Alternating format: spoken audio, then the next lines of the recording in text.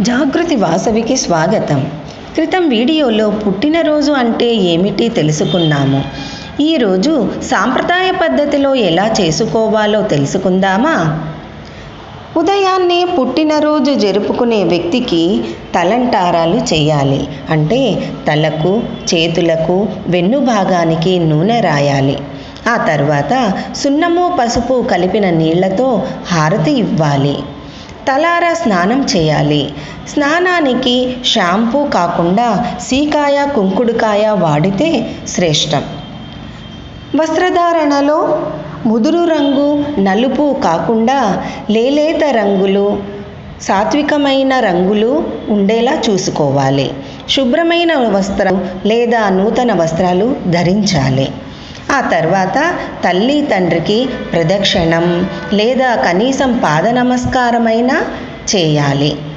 ఆ తర్వాత దేవుడి గదిలోకి వెళ్ళి ఆ పుట్టినరోజు ఎన్ని సంవత్సరాలు అయిపోయిందో అన్ని ఒత్తులు నెయ్యితో అద్ది దీపాలు వెలిగించి భగవంతుణ్ణి నమస్కరించుకోవాలి.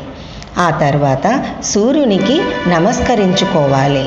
సూర్యుని ముందర నిల్చుకొని ఆవు పాలు, నూగులు, బెల్లము కలిపిన మిశ్రమాన్ని అరచేతిలో ఉంచుకొని సేవించాలి. అలా 3 మార్లు చేయాలి. ఆ తర్వాత సప్త చిరంజీవులను చెప్పుకోవాలి. అంటే అశ్వత్థామ బలిర్వ్యాసో హనుమశ్చ విభీషణ కృప పరశురామశ్చ సప్తైతే చిరంజీవిః మార్కండేయ మదాష్టమం అని 3 మార్లు చెప్పుకోవాలి. అంటే వాళ్ళు పుట్టుకతోనే చిరంజీవులుగా పుట్టారనమాట. వారిని మనము తలుచుకోవాలి. ఆ తర్వాత ఇంట్లో అవ్వ, తాతయ్య ఇంకా ఎవరైనా పెద్దవాళ్ళు ఉంటే వారికి నమస్కారం చేసి వారి ఆశీర్వాదాలు పొందాలి. గురువులు దగ్గరగా ఉంటే వారి ఆశీర్వాదాలు తీసుకోవాలి. ప్రస్తుతం కేక్ కటింగ్ అనేది చాలా సాధారణమైనది.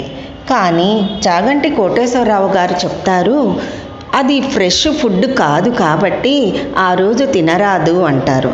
మనం ఏం చేసుకోవచ్చు? గోధుమ హల్వా కానీ లేదా వేరే ఏదైనా స్వీట్ కానీ సాత్వికమైనది చేసుకొని దానికి డ్రై ఫ్రూట్స్ అవి వేసి అలంకరించుకొని స్పూన్తో అది తిన్నామంటే చాలా ఆరోగ్యము, హాయి, సంతృప్తి ఇస్తుంది. ఇష్టమైన ఆరాధ్యమైన కులదేవత గుడికి మనం వెళ్ళి ఇష్టమైనట్టుగా పూజించుకొని రావాలి. సాత్వికమైన ఆహారం తీసుకోవాలి. ఆనందంగా, సంతోషంగా, హాయిగా, ప్రశాంతంగా ఉండాలి. బ్రహ్మచర్యం పాటించాలి. వీలైతే అనుకూలమైన దానాలు చేయాలి. గోపూజ చేసుకోవాలి. ఇలా మన సాంప్రదాయ పద్ధతిలో పుట్టినరోజును జరుపుకోవచ్చు.